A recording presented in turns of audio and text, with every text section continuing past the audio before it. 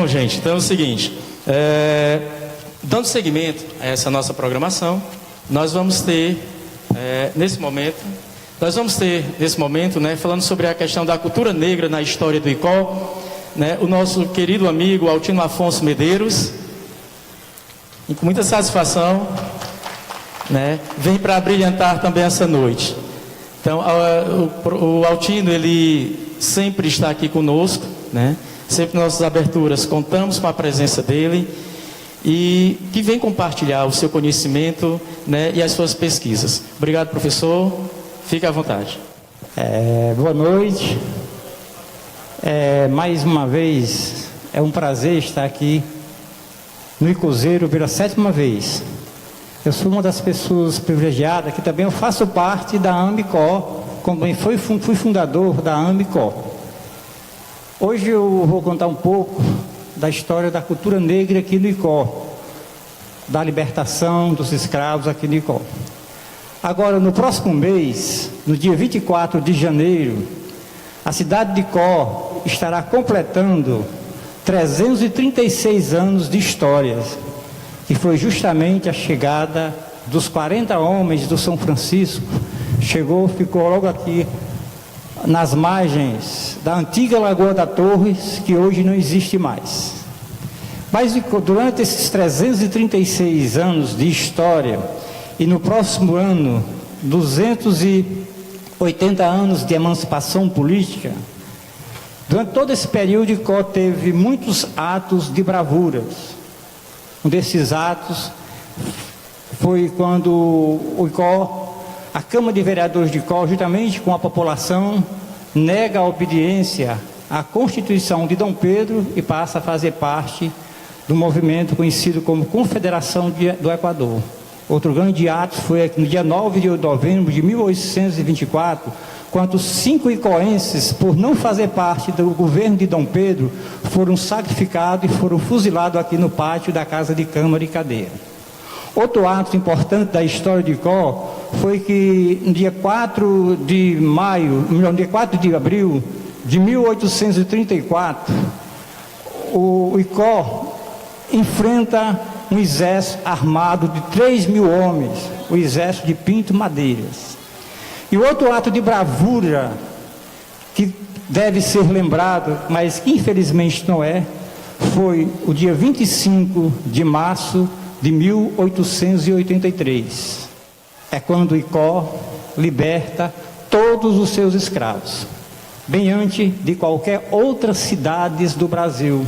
Aí muita gente pergunta, e redenção?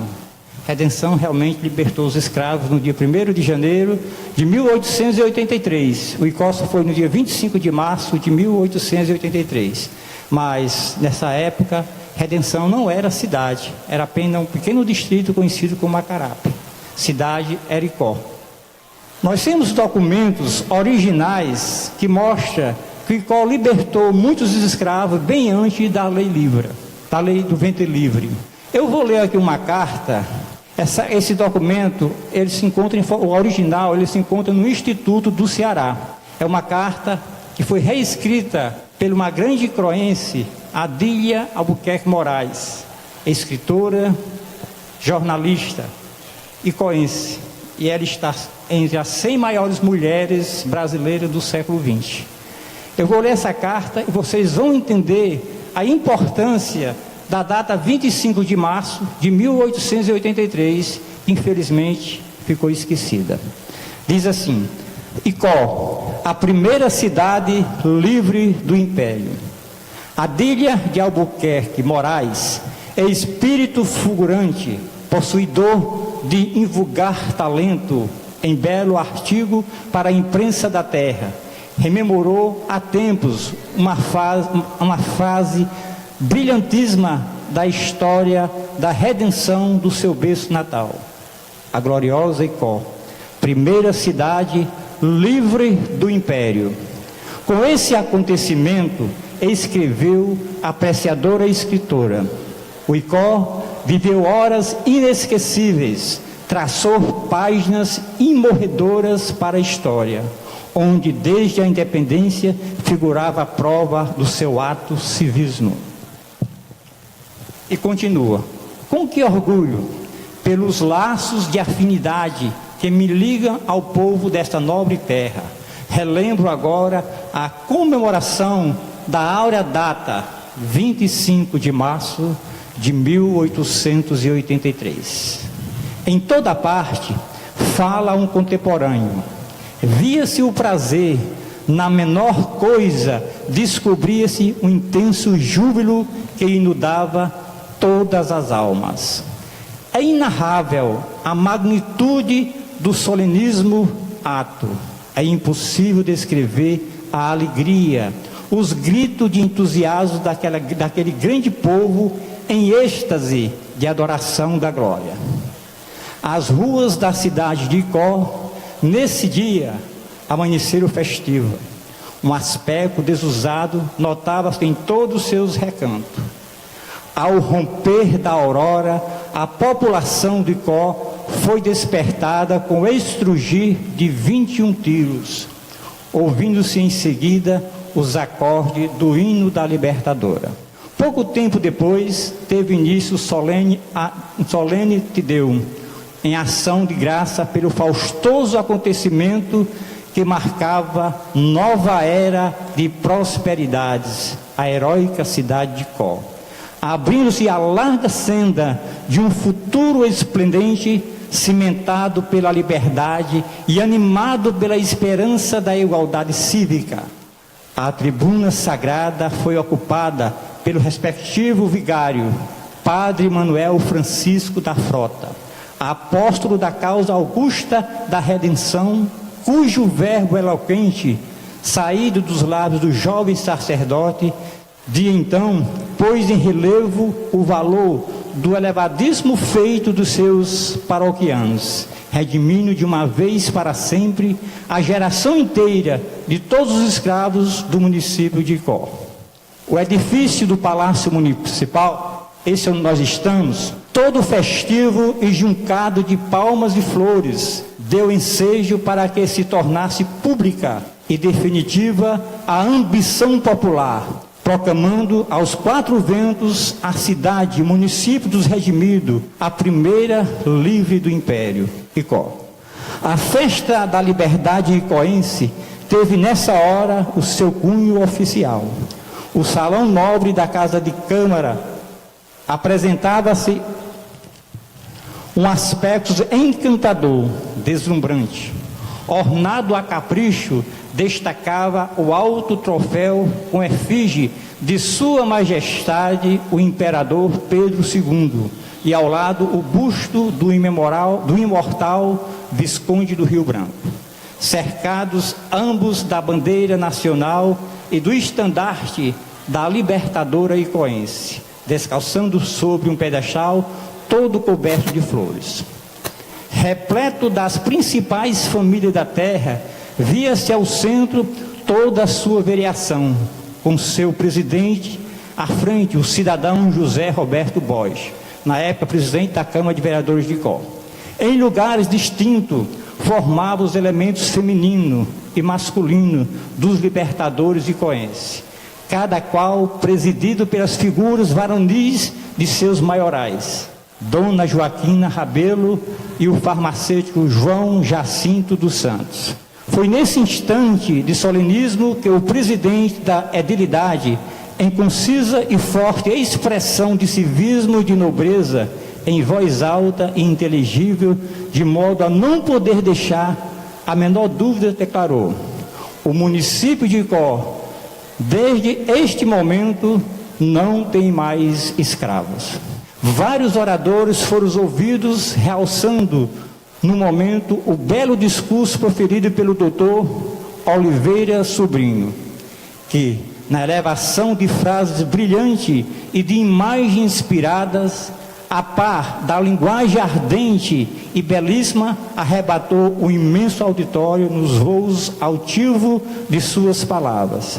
Também Frederico Bosch, um paladino da causa da liberdade, presente ao ato com a palavra, inspirando-se no espetáculo esplendente que tinha diante dos olhos o município, associado à Sociedade Libertadora e cercado de adesões da soberania popular, saudou com todo o frenesi o sentimento da fraternidade, da grande associação que ali representava, a Cearense Libertadora.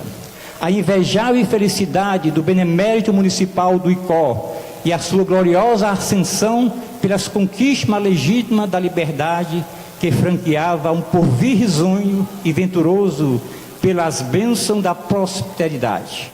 O orador fechou seu arrebatador discurso afirmando que, enquanto naquele dia memorável a cristandade celebrava o fato divino da ressurreição do seu Redentor, o insígnio município de Icó, pelo seu heroísmo, admirável e inexcedível patriotismo, ressurgia entre as páginas resplandecentes da história. Firmava-se sua imortalidade na gratidão das gerações futuras. E a festa não ficou só nisso. À noite, no dia da esplendorosa sessão, percorreu as ruas da cidade de Icó, grande marche framboise, aquela marcha que aconteceu lá na França, na Guerra das Bastilhas, que é conhecida como a Marcha das Tochas. É espetáculo estranho para os tempos jamais visto no Icó.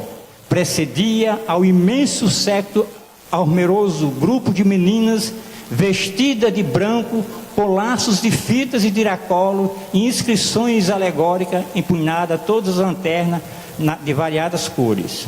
Logo após, marchavam distintas senhoras casadas e solteiras da mais fina sociedade icoense, também trajando as cores alva da paz e da candura, conduzindo por sua vez lanterna de várias cores. Um concurso admirável de cavaleiros, todos rigorosamente vestidos de branco, fechava em extenso pelotão a enorme procissão. Era de um efeito maravilhoso o desfilar dessa multidão imponente que, ao som da música, atravessava as ruas iluminadas da cidade de Icó. Aquelas horas da noite, brilhando entre as cambiantes de tantas luzes, o antigo e legendário Icó parecia um mundo encantador, ou uma cidade belamente fantástica. Via-se nas ruas lindos painéis, em frente à casa do capitão Frutuoso Dias, via-se um quadro em que se liam estas palavras: Aves Libertadora.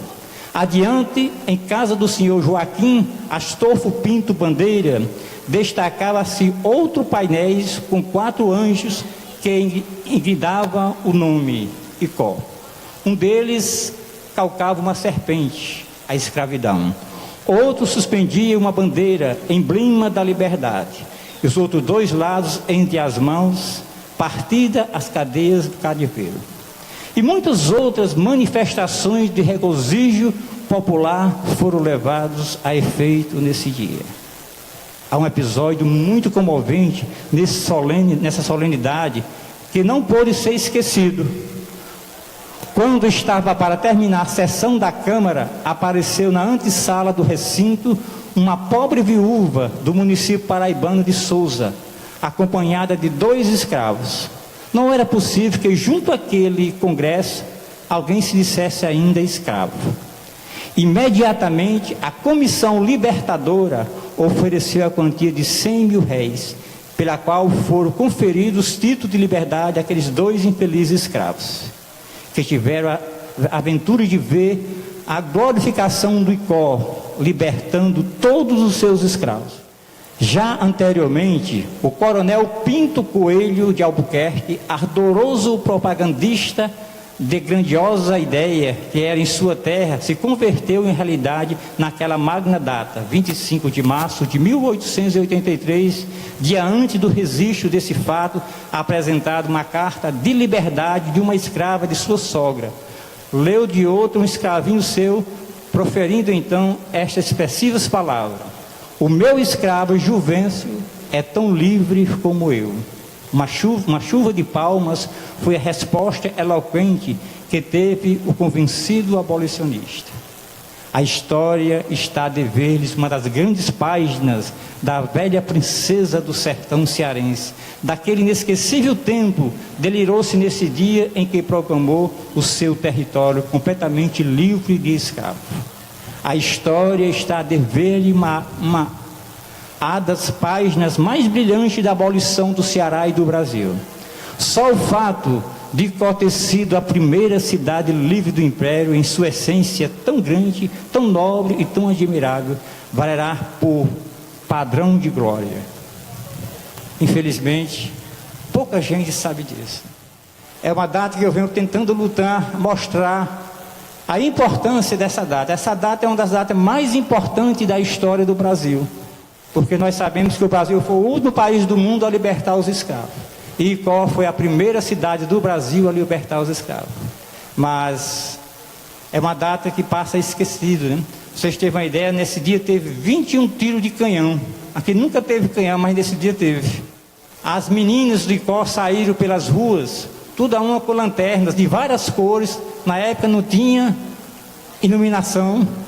Em seguida, as senhoras, donas de casa, as jovens, saíram também à rua, e em seguida foram os cidadãos de Icó. Foi uma das festas mais brilhantes que já aconteceu na cidade de Icó, na velha e menina Icó. Infelizmente, o que eu vejo é que o icoense perdeu o senso de pertencimento. E eu venho alertando isso há muitos anos, né? Mas, quem sabe, um dia, no futuro, bem longínquo, o icoense cria esse senso de pertencimento. Porque essa é uma data que não pode ser esquecida. É a data mais importante da história do Brasil, que é a data 25 de março de 1883, quando Icó, bem antes de qualquer cidade, liberta todos os seus escravos. Nós temos documento ali na Secretaria da Cultura, que mostra a compra e venda de muitos escravos, história de escravos que compara a sua própria liberdade aqui em Icó. Mas infelizmente é fechado, porque ninguém do Icó vai pesquisar.